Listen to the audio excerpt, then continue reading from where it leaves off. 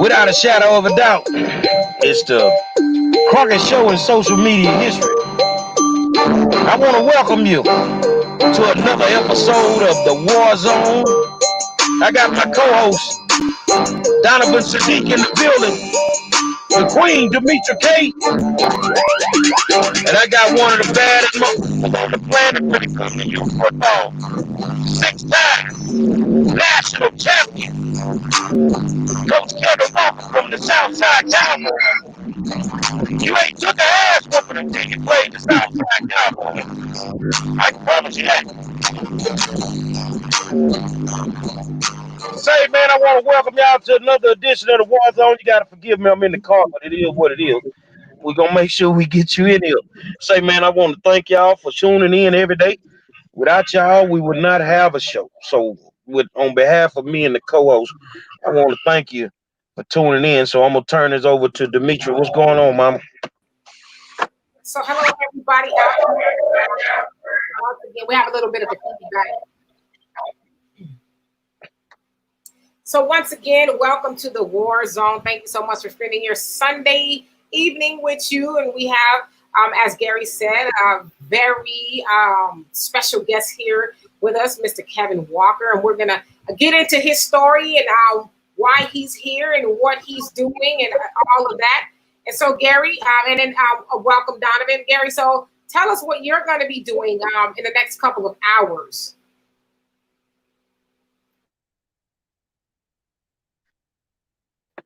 I'm going to be getting some rest because I got to be up at 2 o'clock in the morning. But I got a protest at 3 o'clock, and the trolls done came out already. And, you know, what are you doing? And, well, if you didn't know what I was doing, you wouldn't be on my page. I came to Houston for a reason. I came here to stand up for the people. And what am I doing? I'm about to make some people uncomfortable about 3 a.m. in the morning.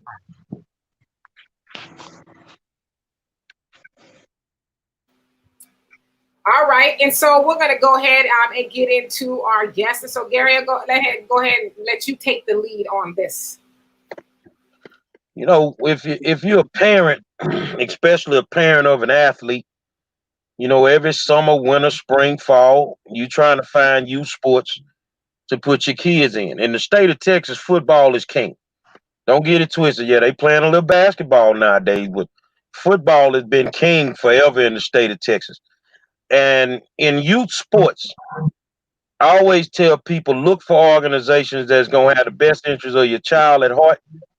Look for an organization that your child can grow up in. You don't have to keep bouncing them from organization to organization. Look for an organization, especially football, where your kid can be developed. I met this dude here, man. It's been almost 30 years.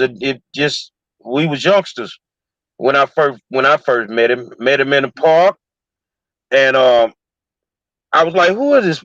Okay, here, man. He was cocky. He was young, but you know the thing was he could coach the hell out of some football. And his name was Kevin Walker. Well, I knew Kevin from high school sports. You know, hell of a career at Ross Shaw Sterling. Ended up going to Texas Tech. And I think he found his niche in youth football. But, you know, he's been over there in that little park over in Sunnyside, Texas for many, many years. And to me, he is one of the greatest youth football coaches I've ever laid eyes on. He came off a hell of a tree. If you know youth sports in the city of Houston as far as football, if you were ever around a guy named Cornard Hicks and you learned the game, then you learned it. One, you learned it the right way. You learned respect for the game. You didn't cheat, and you just played good football. And you learned how to build an organization, take care of an organization, take care of the kids, and your reputation meant everything to you. So Kevin came off of that Quinard Hicks tree, and for the last 35 years, I mean, I don't know how long it's been. I know I've been knowing him almost 30. I mean, the Southside Cowboys are probably the best youth football program in the state of Texas. To me, one of the best in the country. From the cheerleaders, can never forget about the girls. From the cheerleaders to the football players, and nobody has. If I get the number wrong, Kevin, tell me.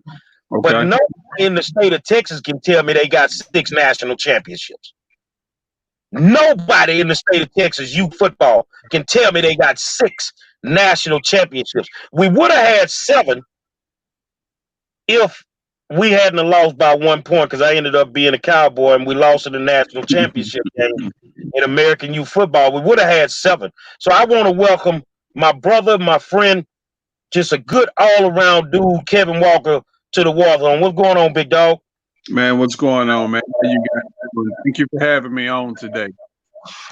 There's no way we could do a show like this and not, highlight good people from good neighborhoods.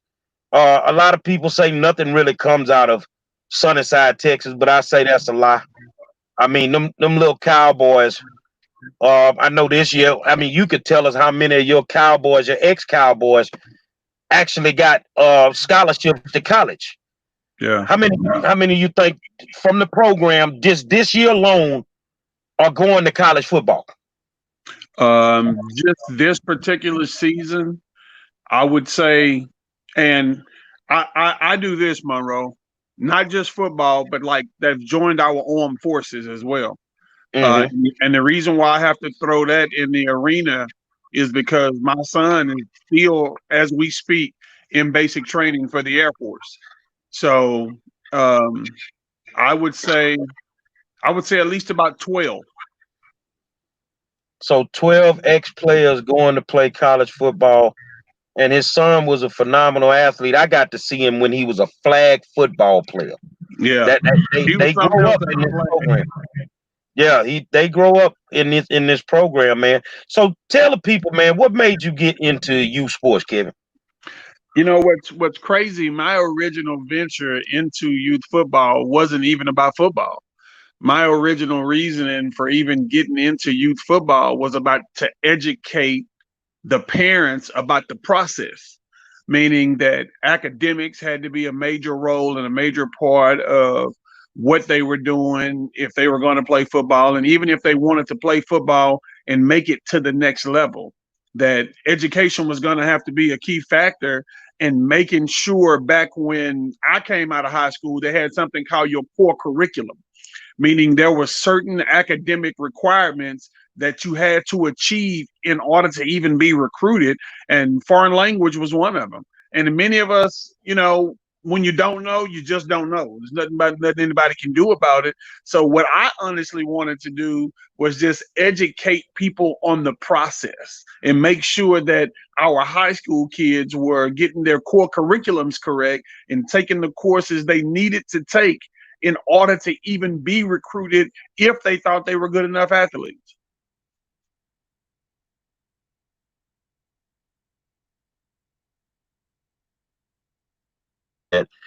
I know that he did it. I mean, Kevin, it was me, it was Chauncey Gray. They were with the Giants, and we were like 4 of the coaches that would say, if they're not passing in school, we don't really care what your mom paid for you to play. You're not gonna play on Saturdays. And we meant that. And I mean, it was games where I lost my best players. Kevin might have lost a game because his best player wasn't passing mathematics or wasn't reading on the level that he needed to read on. But I can honestly say I watched him tell the kids, you're not playing this week. You're not playing this week because you got to handle your business in the classroom. Yeah. How long have you been in the game, man, youth sports? Man, this coming season, because I'm still involved, will be my 32nd year coaching youth football in the Sunnyside neighborhood. This will be 32 years for me, man. And man, it's a different game. It's evolved. It's changed. Of course, the parenting has changed. So, man, it's been a blessing. It's been a good ride. I don't have anything to complain about. It is what it is, man. I love personally, for me, the teaching aspect of the game and watching these young athletes go on and have their lives change with being a part of a sport, being a part of something different. When you're an athlete, you're a part of a different community and you're expected to conduct yourself different than everybody else on a high school campus, than everybody else on a college campus. Don't get me wrong. The expectation of what you're expected to do versus what you actually do are two different things, but you're expected to set yourself apart. You're expected to be a leader in a leadership role of being an athlete. Donovan? Wow, that's awesome. 32 years in the game. That's woo. And like you said, you've seen a lot of changes, especially in the parenting, which is totally different. But you mentioned that your son is in basic training in the Air Force. Got to be a smart kid. I did 24 years there, was a pilot and everything. So he's in the right organization. But All right. But what I tell a lot of young kids too is, not everybody is going to go to college right off the bat. It might be finances, it might be not enough scholarships or whatever. But what a lot of people out there don't know is when you join the armed forces, these guys are playing against international countries in whatever sport that might be. So there's opportunities within the armed forces to make it to the pros. And I believe the Broncos drafted a guy named Smith, and he was in the United States Marine Corps. Roger Staubach, the original comeback kid, the Naval Academy. So, I mean, your son going that route, if he still wants to do it, they have it in the armed forces. So big ups to him for doing that. And man, 6 titles. Yeah, Donald, let me tell you this. Let me tell you what actually happened. My son accepted a football scholarship from the Air Force Academy in Colorado Springs. He accepted a scholarship. And the week that he was supposed to leave to show up on campus there at the Air Force, my daughter was brutally murdered here in Houston. And man, he just decided he didn't want to play football for whatever the reason was. He was like, Daddy, I don't want to do it. I'm not feeling this. He didn't, he went into sort of a mental depression, honestly. At the time he was going through it with losing his sister, the way we lost her. Like, I was married at the time to his mom, of course, but man, we didn't know. We had never dealt with anything like that. So we didn't force him to go and play football, and the Air Force didn't force him to keep that commitment either. So I applaud them for that. So 2 years later, which is where we are now, he decided to go and enlist on his own. And here we are. He's in basic training. He's 4 weeks in right now. So he's got another 4 weeks to go with basic. Then he goes to tech school, of course.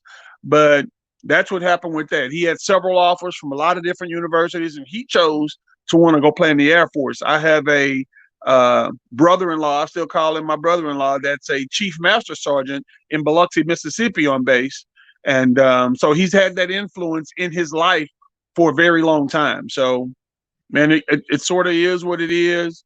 But that was a situation at that point in time.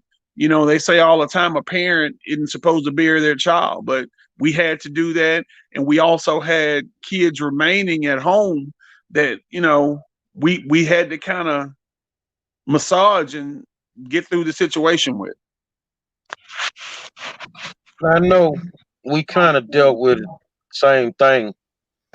I think you were getting ready for a championship game when all this stuff happened. And I remember when my Redskins went to Dallas to play and my mom died. I know how tough it was for me.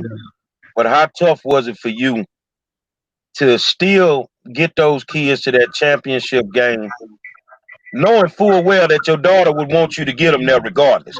Because she was a Cowboy through and through. Yeah. She was a Cowboy through and through. So how tough was that to still coach that game, but deal with the death of your baby? Man, Monroe, probably one of the toughest situations in my life I ever had to deal with, not just as a parent, but as a man, period. And the message that I just wanted to get across to other parents at that time, because I still, even though I lost my daughter and we had to bury her, and of course life goes on, people only rub you back for so long. Man, I kept going. I kept pushing. I never missed a day of practice, even in the midst of burying my daughter. But it wasn't about Little League. It was about a therapy at that time. Me doing Little League football was therapy for me in that moment, helping me get through and push through, because I still had kids at home myself as a parent that I had to be a father to. And honestly, for me in that moment, and still right now, man, because the hurt and the pain doesn't subside that easy when you lose a child. Um, but youth sports gave me an outlet for my anguish.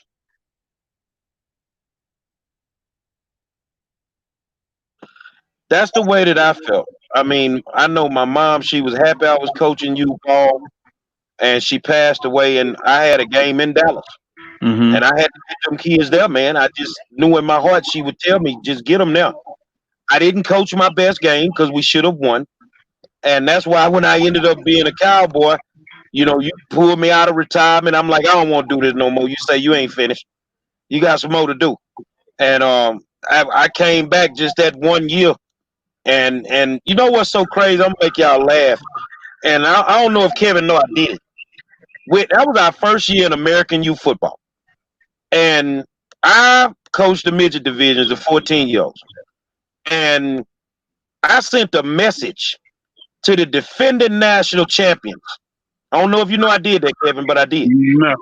I told them, meet me under the lights in December. That means you was going to play for the national championship. Mm-hmm. They emailed me back. You think you going to make it? Joke a lot. The president say, Monroe, are you crazy? I say, trust me. We going to be there. And that was our very first year. And, man, we went there. And I've never seen this done in my life.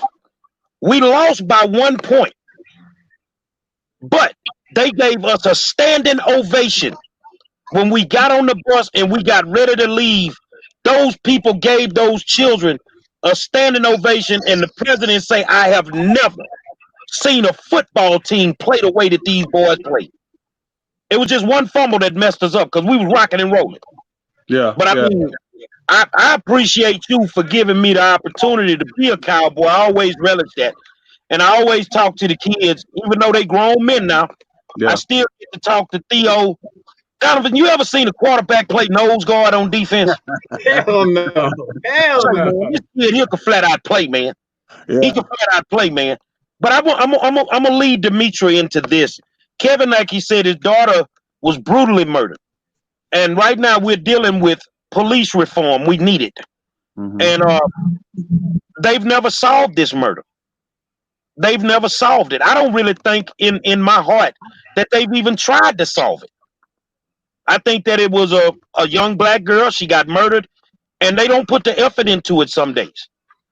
They don't put the effort into it. So, Dimitri, you can carry on from right there.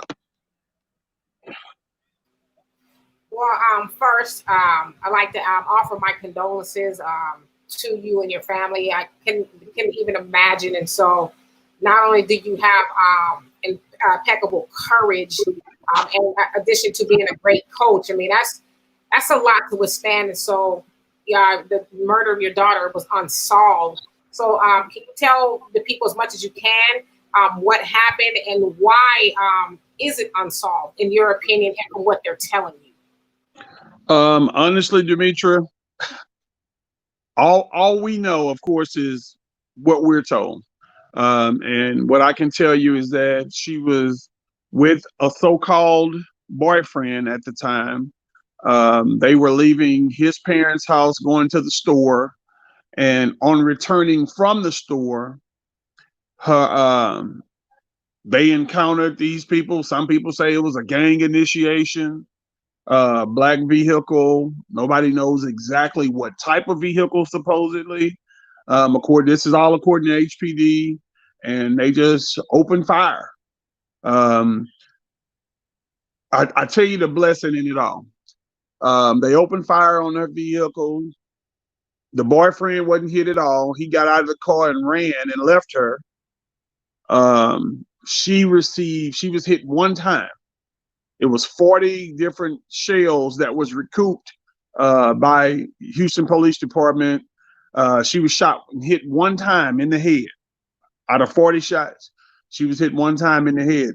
Here's the blessing and why I call it a blessing. She had a 3-year-old at the time that woke up that morning from what we understand and told her mom, I want to go to my daddy's house. Her dad, being a great guy, came and picked her up that morning. Um, didn't get the car seat because he was in a hurry going somewhere else. Left the car seat in the back seat of the car. When the car was returned, however, we were allowed to see the vehicle or whatever from Houston Police Department. That car seat that was in the back seat had 3 bullet holes in the car seat, which means had my grandbaby been with her mom on that day like she was supposed to be, she would have been murdered in the back seat of that vehicle as well. She is just a bundle of joy today because her father is doing a tremendous job um, with his daughter. I mean, he's been a magnificent father. He's raising her tremendously, and she is the smartest little thing ever. But he's done a great job raising my grandbaby, and she was just here last week. And I'm gonna tell you guys a real funny story about her.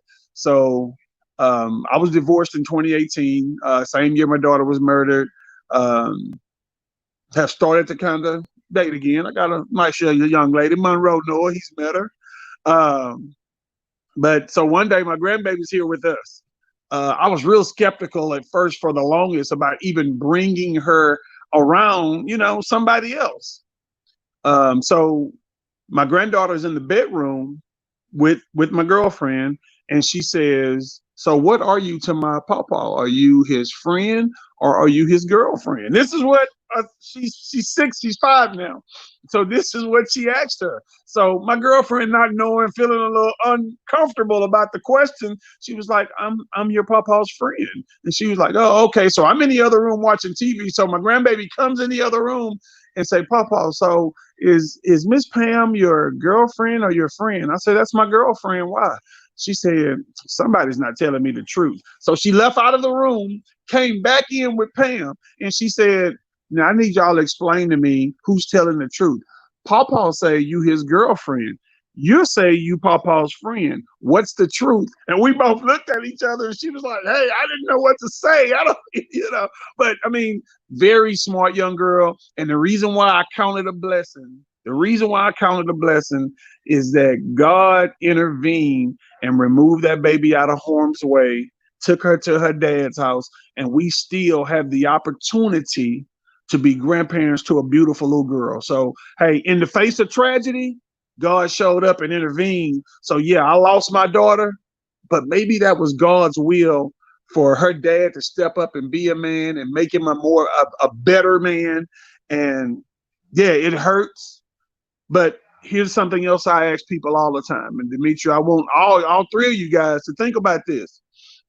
If God gave us the opportunity to remove people from our lives that we love, what date would we set? If he goes, okay, these 5 people in your life got to go in 2020, and I'm going to let you set the date. Come on. We wouldn't set a date to kill our loved ones or to remove our loved ones from our lives. So God doesn't give us that volition of making that choice, but I'm blessed. I count it a blessing, and I don't dwell on the fact that my daughter was taken. But what I do dwell on is the fact I have a beautiful granddaughter in Tatum that can help me and help all of us push forward. So, and that is awesome, and I totally agree with you. God works in mysterious ways. His ways are not our ways, and so it kind of turned bad into good. But in your opinion, why do you think it's taking them so long to solve what actually happened to your daughter? Well, here's what we were told about 6 months ago, back in November, by HPD, is that some resolution of what they've come to. They know for a fact that one of the individuals involved in the shooting was murdered. I think they said a month, I want to say, after that shooting. So, they're only going to tell us so much with an open investigation, simply because, and let's be real, I grew up in the hood. And you know, as a dude that's well loved and well respected, I don't think Monroe or anybody would be surprised of how many of these youngsters in the hood came to me and said, "Hey, coach, if you want me to go handle that, if you want me to put my ear to the street and make sure that, you know, you get some payback, we can take care of that." And I'm sure HPD knows, you know, hey, this man is well loved. And I know it's some of these youngsters that's been Southside Cowboys. And let's, you know, hey, everybody ain't going to college, Demetri. Everybody ain't doing the right thing in the hood, you know, so to speak. You know, and I've got some kids that's played for me, man, that's been involved in some true violent situations, and they love coach. And if that means, hey, we got to get a little revenge for coach, they'll do that, you know. And I'm not being boastful about it. I'm just saying maybe it's best, because in my moments that I do have, I am angry about losing my baby girl, you know. And in my moments when I am angry, would I turn to said fellows and be like, say, man, hey, take care of this for me, please? And they do it. But I don't want to be that dude. I don't want to be that somebody. I'm 51 years old. Like, I want to push past this situation and make the most, or make a horrible situation out of something that can be an earmark or a calling for justice and reform, or something positive for any other parent that has to go through this situation. Why HPD hadn't solved it, I have no earthly idea, to answer your question. Let me also just ask this really quick, because we hear a lot about, especially what's going on, and I know Houston has its issues. A lot of people took issue with me saying I know a lot about Houston via the first 48, especially was it the third ward or fifth ward? One of them, they feature a lot on the first 48. But Chicago has its issues, and we've been hearing, especially this weekend and last weekend, how bloody it's become. And so I did a show about an hour or so ago, and I was asking, where are the Black men in our neighborhoods to help curtail the bloodshed? Like, where are these men that actually put boots on the ground and go kick in the doors of these youngsters or whoever it is that are doing the shooting and murdering our children? Like, where is that coalition gone, and how do we get it back? What are your thoughts on that? Well, I wasn't going to bring this up, but since you went there, I think even a larger problem is not just the coalition of Black men who can step forward when there are positive Black role models in the neighborhood that come from our police departments. What about when those guys turn corrupt? What about when those guys are the focus of major investigations? And Monroe know where I'm going with this. And these guys were on the forefront, on the front row of supposed do the right thing and supposed reform. There was a guy that was a major part of my organization. I'm not going to say his name in the early days. If Monroe want to say it, that's cool. Let me say it then. And I think y'all know his name, Gerald Goins.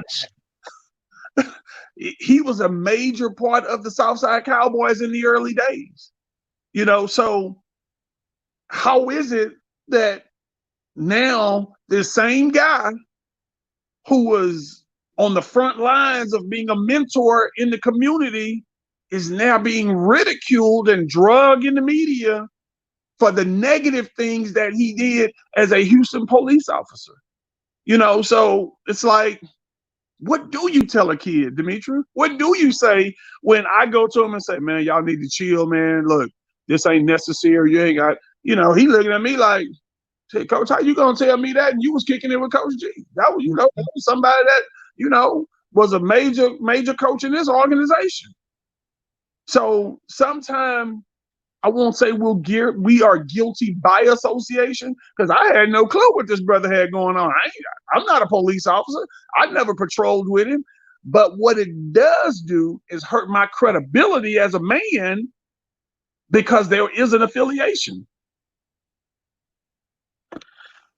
I said his name, you know, is what it is. But, you know, back then, all I knew him was as Coach G. And I think he did a hell of a job out there mentoring those kids. And who'd have thought we'd be where we are today? Yeah. I'm gonna switch gears a little bit. We're gonna stay on youth sports. Now I want y'all to understand. I had the moniker. I used to love to cheat back when I played. Yeah, you're damn right. I cheated because I figured out a whole bunch of other teams was cheating. And when I leveled the playing field, it was what it was. Now I've been writing this book for about the last 15 years. It's called The Evils of Little League Sports. It's called The Evils of Little League Sports. Say, man, I know you never did it, but tell these people how much that cheating go on, man. These people don't understand. These folk be having, man, they be having, you playing 12 years old, you out there got a kid 17, playing against some 12-year-old kids, man. Yeah, they've tried to do a lot in the game to kind of, I guess, minimize the illegal activity that goes on. But man, when you got guys and, you know, hey, look, I get up and go to work every day and bust my butt for a company for 24 years to get my bread. And I can't give my money away with gambling. And, you know, I ain't knocking nobody who gamble or go to the casino. You know, that's you. But I can't give mine away like that. I'm sorry. I'm a fat boy. I like to eat as well. So I got other means of spending my cash.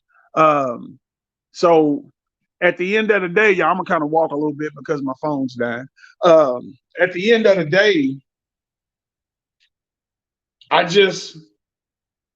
know there's been a lot to try and correct some situations in youth athletics.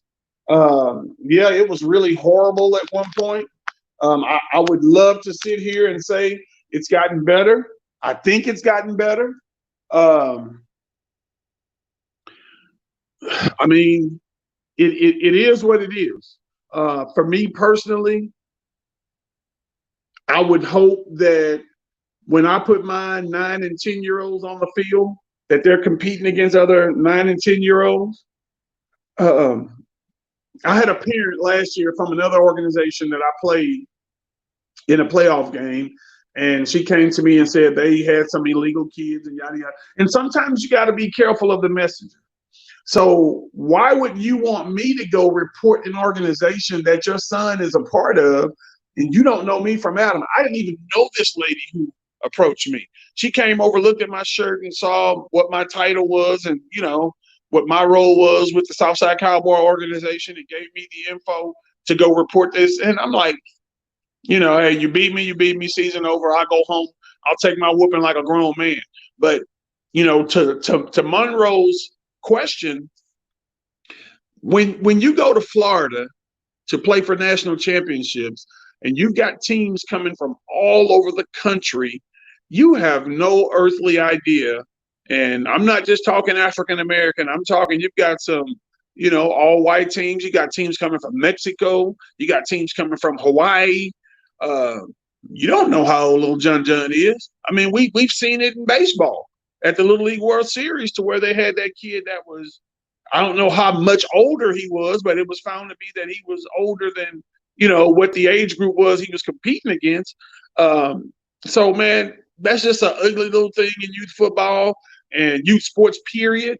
I won't put that on the football side because it's happened it happens all the time in basketball, in AAU basketball, to where they find that some kid who came from Jamaica or some foreign country, Colombia, where that wasn't U.S. born, is not, you know, he's not the age that was reported on the birth certificate. He's 2 or 3 years older, but he's competing against younger kids. And I would have a tendency to say this. Basketball and baseball is sort of a different monster simply because there's no physical contact. And in football, when you've got a kid coming from Cuba that has a 12-year-old birth certificate, but he's 15, that makes a difference. When you're talking about a 12-year-old getting hit by a 15-year-old, that's like a freshman in high school getting hit by a senior. That's a grown man hitting a kid almost. Well, I tell you, man, he telling the truth. I showed up in Florida my last year, and I played some team from Pennsylvania or something. I think they were from New Jersey. New Jersey or somewhere. And this white kid, is kicking 45-yard field goals. Oh, hell no. This boy ain't no 14 years old, man. This man kicking 45-yard field goals, man. And on Consistent. the last play of the game, we up by 2, and they finna kick a 25-yard field goal. Now, he been kicking them over the house all day. Oh, I got something for you on this one. I call them boys up. Look, this is what we gonna do. You can't touch the kicker, but put the holder in the hospital. Put the holder in the hospital, man. And they came off them edges. And only thing the president of American Youth Football could say, he say, man, that is the greatest football game I ever seen played. And it's amazing. So let me ask you this here, man. You've coached a lot of you've got 6 national championships. And I'm telling y'all, I don't know nobody else in the state of Texas that can even say get close to this. Which one of them national champions was the best one? Oh, no man, don't do me like that. Don't do me like that.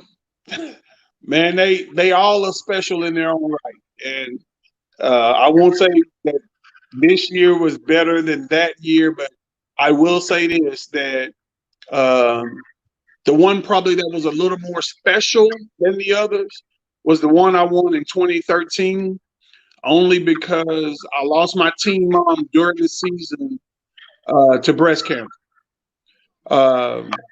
So that made 2013's championship way more special than any other year. Her son right now this year will be a senior at High Tower. She had twin boys, Isaac and Jacob Williams. They play at High Tower High School. They're seniors at High Tower.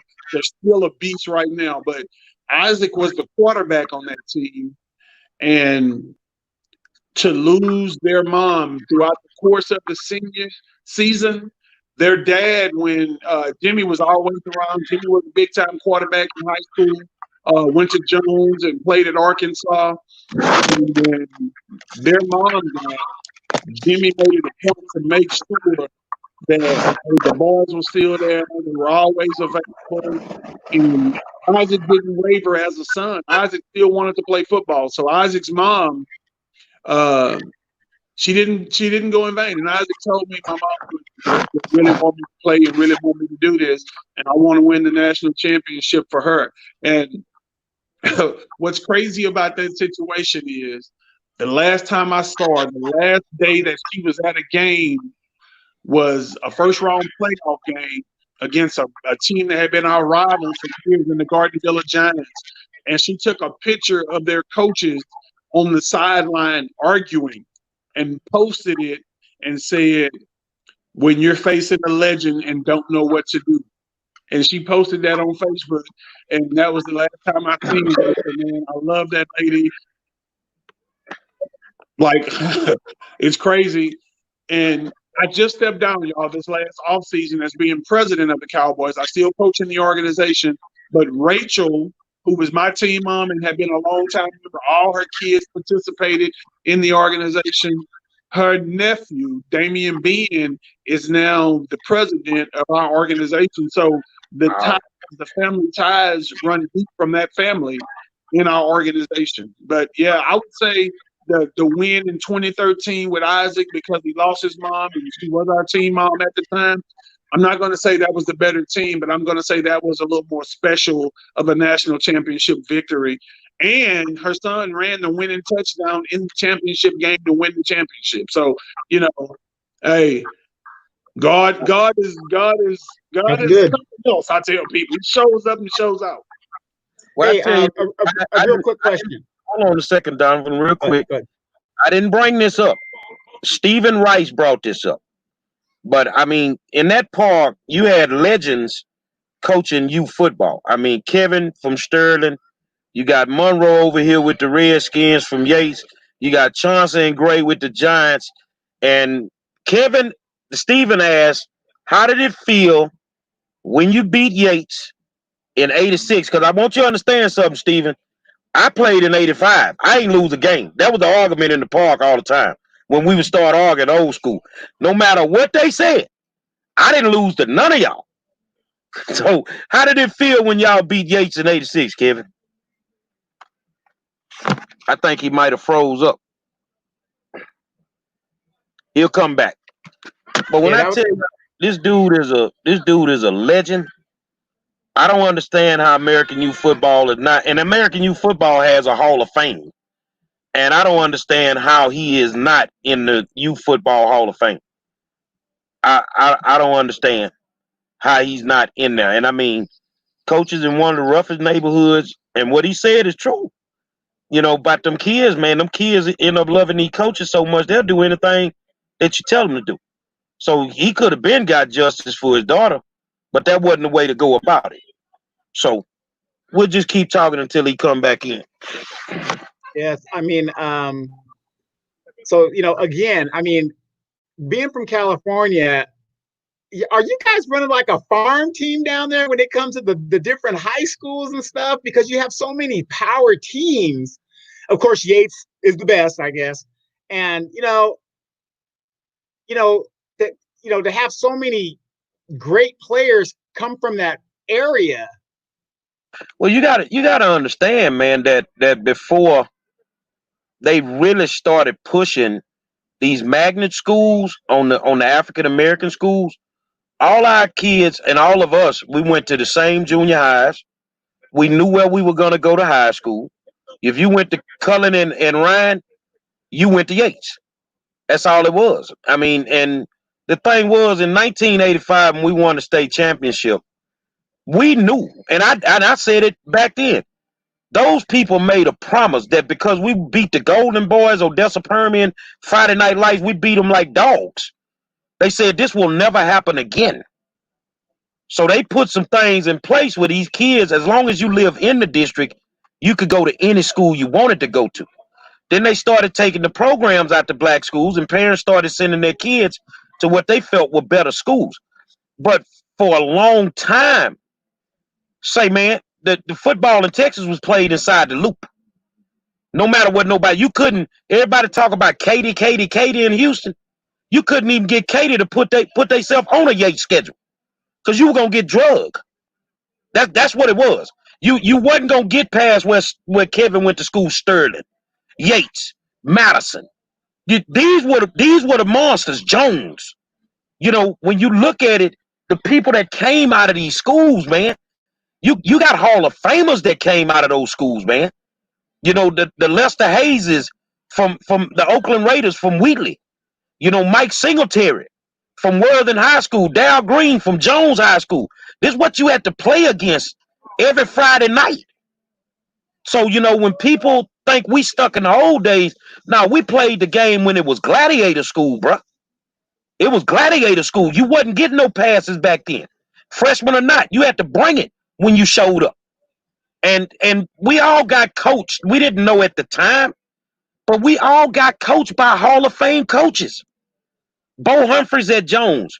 You know, Tom Hendricks at Sterling. God bless Ray Seals over at Madison.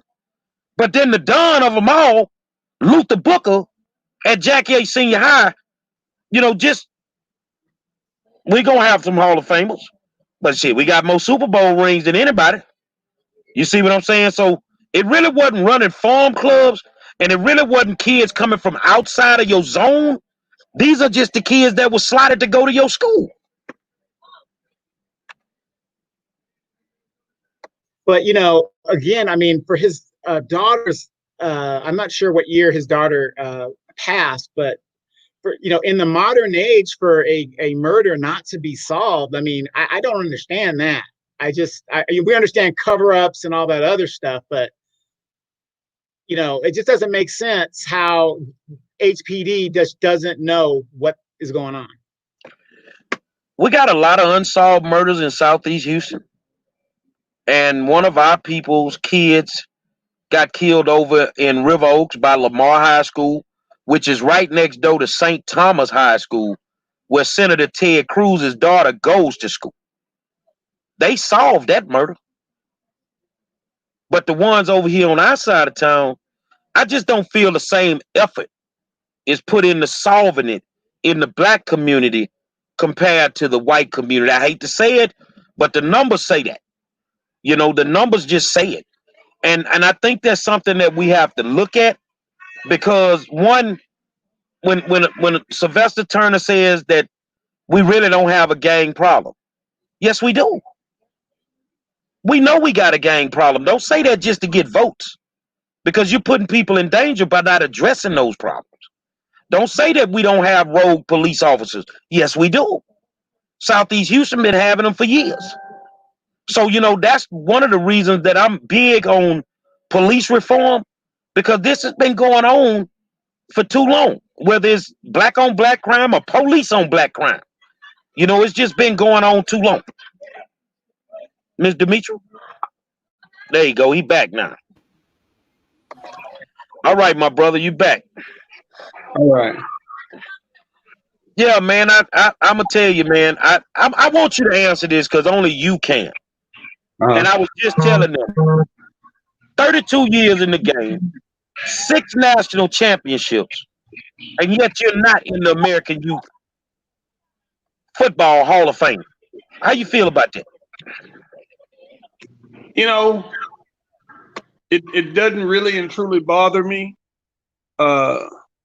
simply because I know why I'm not in. And it's not because of what I did or didn't do on the field. It's because one individual didn't like me, and he made it a point that I never got in. But Monroe, you know, me and you were the renegades, brother. We spoke our mind. If something wasn't right, it didn't have to be about our kids. It could have been about somebody else's kids. And we spoke on those situations. You know, Monroe ain't just became the mouth of the South when he started doing this deal. Monroe been the mouth of the South. And what was crazy is that me and Monroe were never really and truly allies, but we got accused of being allies. We got accused of coming together to bring out the negative and the things that wasn't being done properly, finances in the league that we were in. And I got accused of being the brains, and they said Monroe was just the mouth of my brains. That's what we were accused of. But one individual didn't like me, so he made it a point to make sure I never got in the Hall of Fame in youth football in Florida. Well, I had to stick it to him, and then I passed this to Demetri. I had to stick it to him one day. He threw me out the park when I was getting ready to play for the city championship. Mm-hmm. It took 3 years to build those Redskins, and because of people like Kevin and Quinard Hicks, Coach Hicks dropped $100 in a helmet for me one day. Kevin called me and said, whatever you need, man, let me know. I got some extra shoulder pads. Now, I want y'all to understand I ain't have no money. No money. No equipment, no nothing. But I knew I was going to get them to the field. And I stood on the corner by myself a lot of days begging for money for them kids. Yeah. Take those kids that nobody wanted. They were renegades or they this, they that. Well, I'm going to give them something else to be. And on championship day, they finally made it. And the dude kicks me out the park before the championship game. And I stuck it to him because the quarterback was like, what we going to do, coach? I say, well, your first 10 plays are scripted. So just run them 10 plays over and over until we figure this out. By the time I got back to the field in the third quarter, because that's when he let me come back, it was 21-0 Redskins. It didn't matter at that point. They went out there and played without a coach because we prepared them to do that. So when it was time to get a trophy, I had an Al Davis moment, Donovan, and he gave me the championship trophy. And I told him on behalf of these little Redskins, all these parents and me, you can kiss our ass. And I walked out the league. That was the way to go. So I'm going to tell you this here. I'm going to fight the battle for you. I believe that you deserve to be in the Hall of Fame. And I'm the one that got Coach Hicks into the Hall of Fame.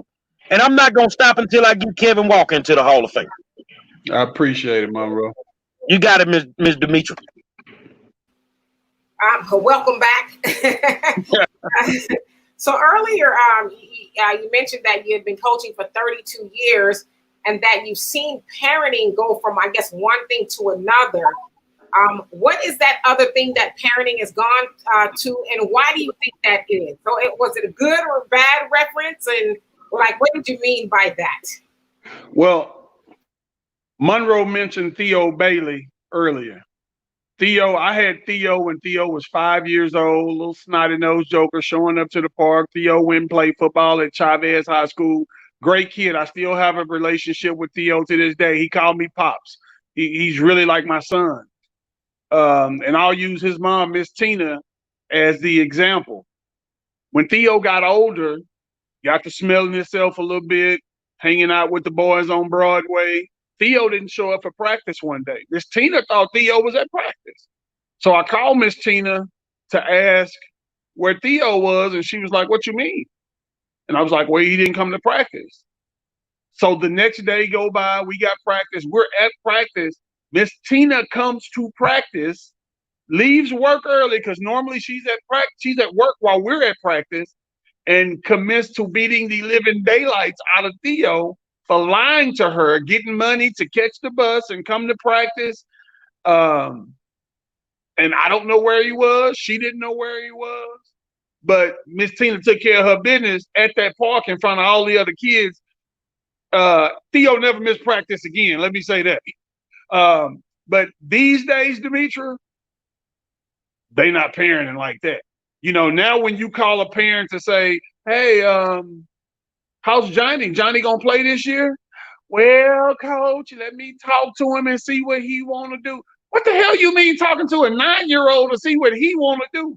My mama didn't give us no choices. I don't know if that was bad parenting or what, but as a 9-year-old, how did I know what I wanted to do? How did I know what I want to really and truly be at 9 years old?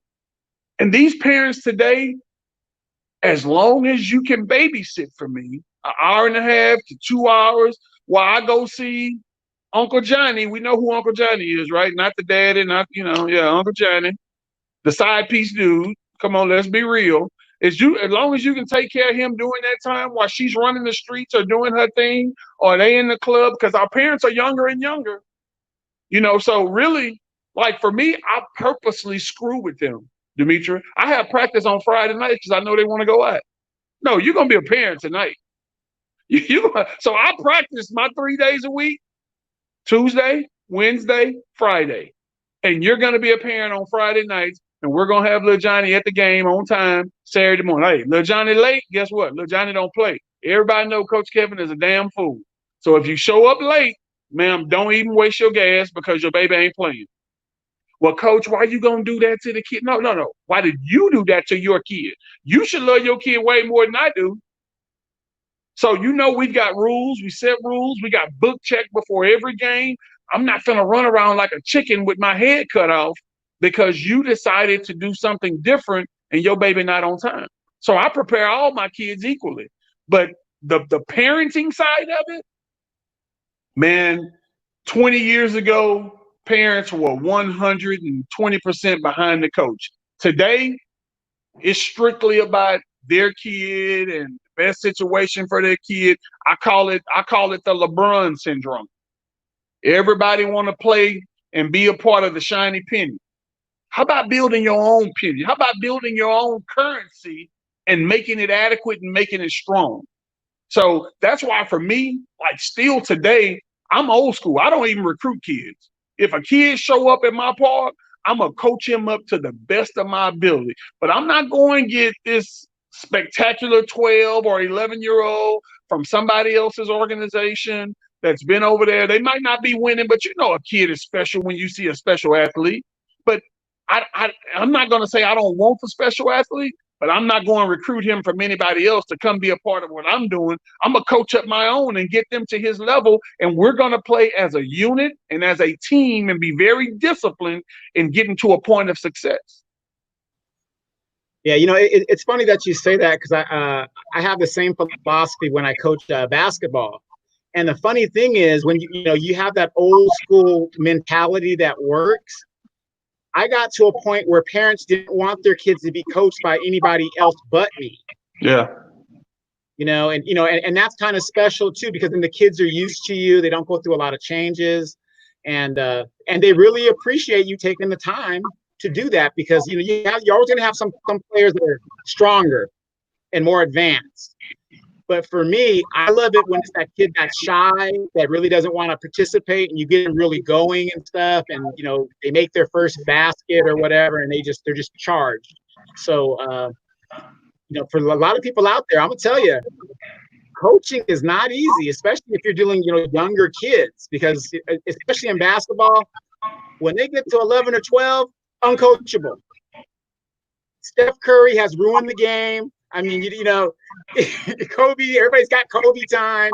So, big up to you guys that continue to, give your time and effort to coach. Man.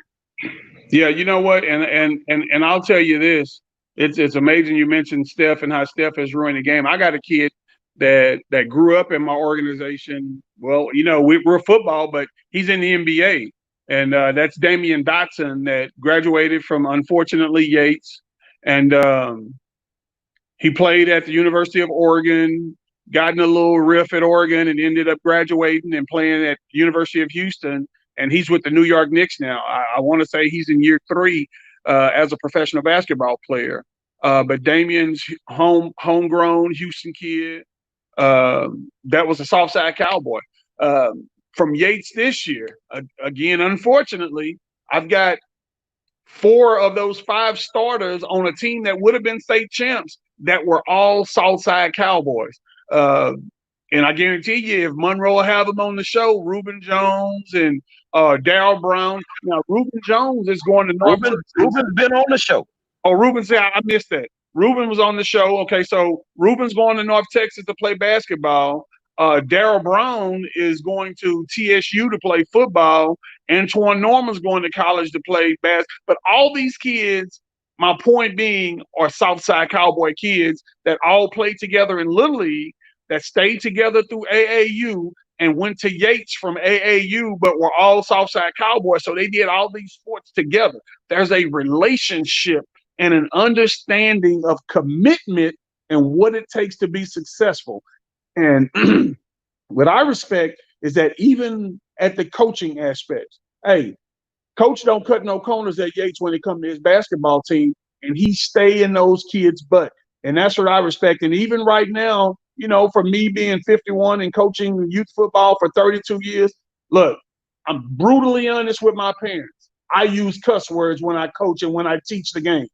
So if you don't want to hear a damn or a shit, excuse my language every now and then, you might not want your baby playing for me, but I'm honest about it. I'm honest about who I am as a person as well. And I don't try to hide the commitment to being successful to each and every parent that not only do we have to our kids, but the commitment to be successful that we have to each and every one of us. See, for me, Donovan, your son can't play quarterback if I don't have a relationship with the parent, because I can't show up on Saturday morning and my quarterback's not there because his mom got drunk at Carrington's last night and she decided not to bring him because she got a hangover. I'm just being real. So sometimes it ain't about the best athlete getting the job. It's about the most committed person, the most committed family getting the job. Well, I tell you, it's tough to be a coach, man. I mean, I've seen some great ones in that old park that we was in Law Park. And when you played the Cowboys, you knew you had to bring your A game on every single level. I don't care if they was 8-year-old kids, you had to bring your A game. But the one thing that I liked about being around those coaches, we all had the same demeanor. We learned the game from legends. Kevin learned the game from Tom Hendricks over at Sterling. I learned the game from Luther Booker over at Yates. And we just brought what we knew to the park. And that's the way that I felt. I can't let your kid play if he's not committed. I can't let your kid play if he's not committed. So when my nephews came through and I stopped coaching, they were like, well, who we going to play for? I sent my nephew, Jalen, over to Kevin. Yeah, he did. I trusted Kevin. And when it was time for Jalen to go to high school, and his mama was like, well, he's going to go to Hightower. I say, bullshit. He's going to Yates. I got Kevin on the phone. Say, man, I need you to talk to this woman, man.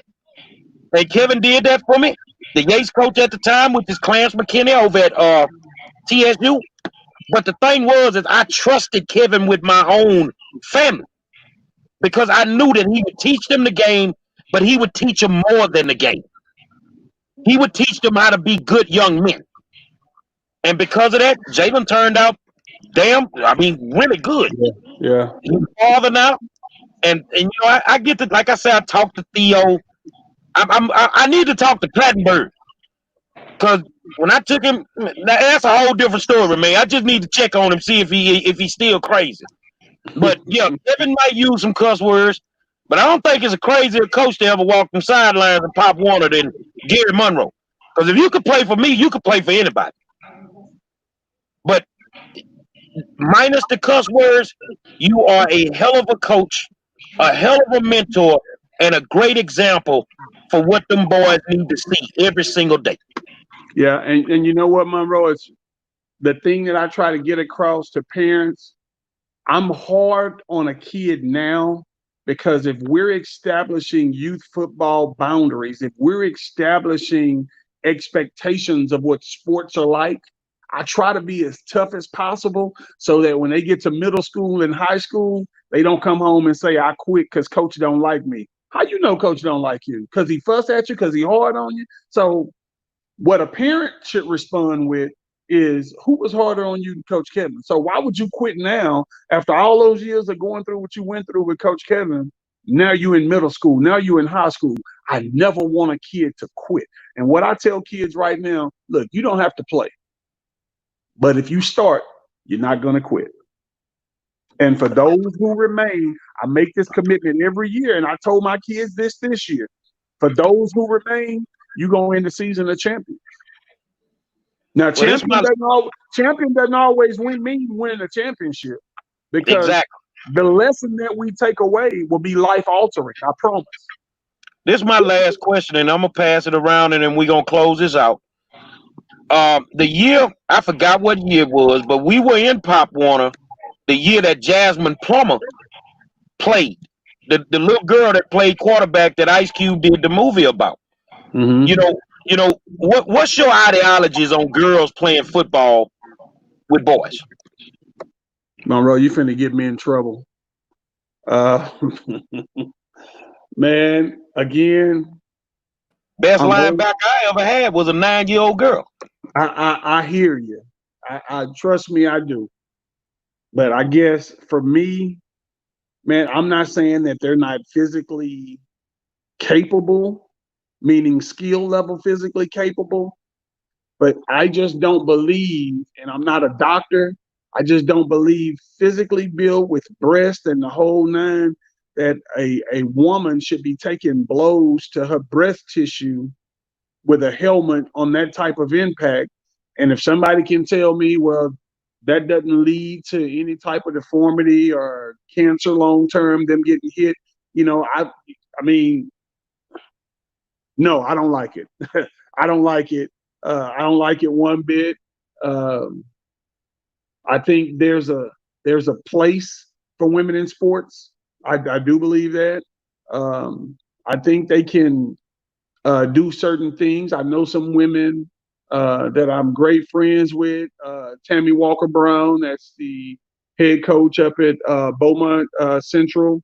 I want to say she's the athletic director there on campus. She played at Texas Tech with me.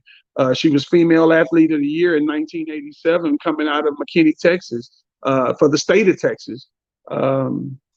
But when we talk football, I think we're talking a totally different monster. So playing against other men, just playing football, period. I know they do it. I don't necessarily like it, but I do know they do it. I'm not saying they're wrong for doing it. My answer to your question would be, how do I feel about it? I don't like it. I don't like it. Final thoughts, Mr. Dimitri. Go ahead, Mr. Dimitri. Go ahead.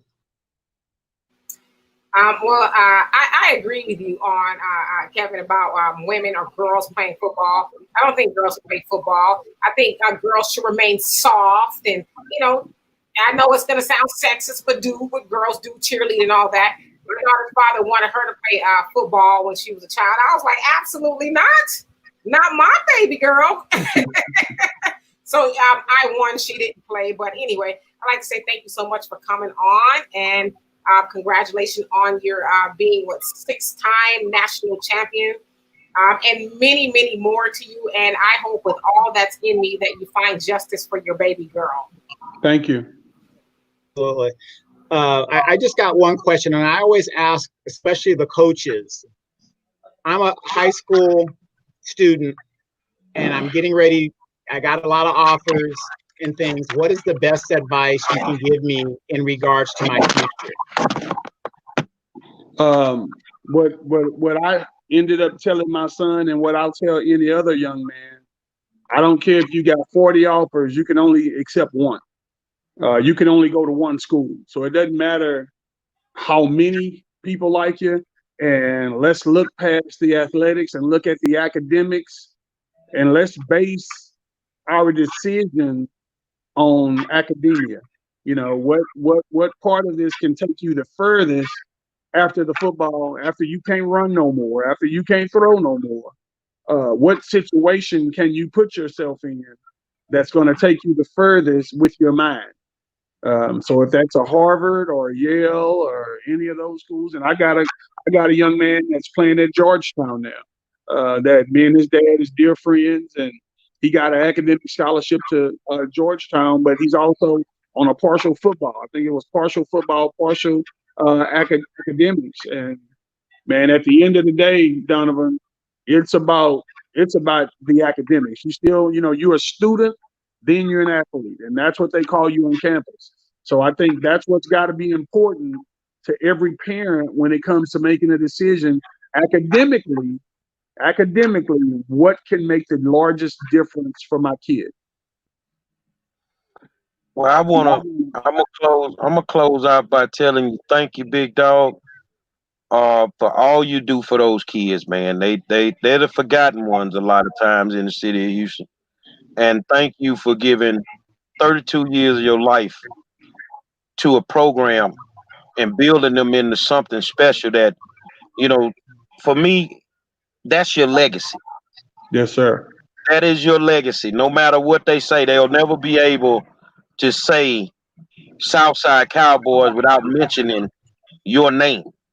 And from me to you, thank you for teaching me the right way to play the game. Because when I figured out they was cheating, you damn right I started cheating. And when I came back to you that one season, I told you I don't want to handle no books. I'm gonna just Mm-hmm. show up. You reassured me that Gerald would have the team there, and I say, well, dog, we gonna walk into the national championship game. And we played some hell of a football. So you gave me an opportunity to come back one last time, and I appreciate it. And as I tell you, you always tell me, man, I'm getting tired. Man, you Yeah, still got more work to do, man. You got a whole nother 32 years to go with some more kids that need you. yeah, And he is an example of what we need in the black community. Not just Kevin Walker, the Chaunceys, the Grays, the Gillards, the Bart Malvos, all them coaches that coach with you, the Benoits, all them boys, man. I got mad love for them because all of us did the same thing. On a Saturday, we made it about a bunch of good kids. yeah. We made it about them kids, man. Win, lose, or draw. And after the game, we would go sit up under the tree. We're going to You sit gonna under take the the tree. L, and we're gonna drink this beer, and we're gonna have a ball. Yeah, And that's yeah. what it was. So thank you so much. For those that's tuning in, we got some bad news for y'all, but it's good news for me. We're gonna take the war zone down to 5 days a week, Monday through Friday. I need the weekends off because I need to do some nasty stuff every now and then. And I ain't been having a chance to be the porno star that I really want to be. So I'm gonna do that and really just take a break a little bit. Um, this week we got a lineup. Tomorrow we got straight from the hood again. James Smokey Phillips. He one of them good cops, man. He one of them good cops. Smokey one of them good cops. So this week we got a surprise for you. Republican candidate Marion Ann Huffman, who's going against the Democratic incumbent for Harris County District Attorney Kim Og. Marion Ann will be here Thursday night. I got my peoples with me now, Donovan. Got some Republicans coming on, man. And them my peoples now. I kick it with them. I can't wait till the next Trump rally, though. I can't wait till the next Trump rally. I'm gonna see if I can get me a Make America Great Again hat. Say I want to thank my fabulous co-host, my good friend Donovan Sadiq, the Queen Demetra K, and my partner, 6-time national champion Kevin Walker from the Southside Cowboys. If you're looking for somewhere to put your kid to play football, don't fall for the okie doke. Send them on over there to them Cowboys, man. They flashy, they got the flash uniforms, and they will knock your fucking head off. At 7 years old, they will knock your block off. Until tomorrow, we'll holler at you.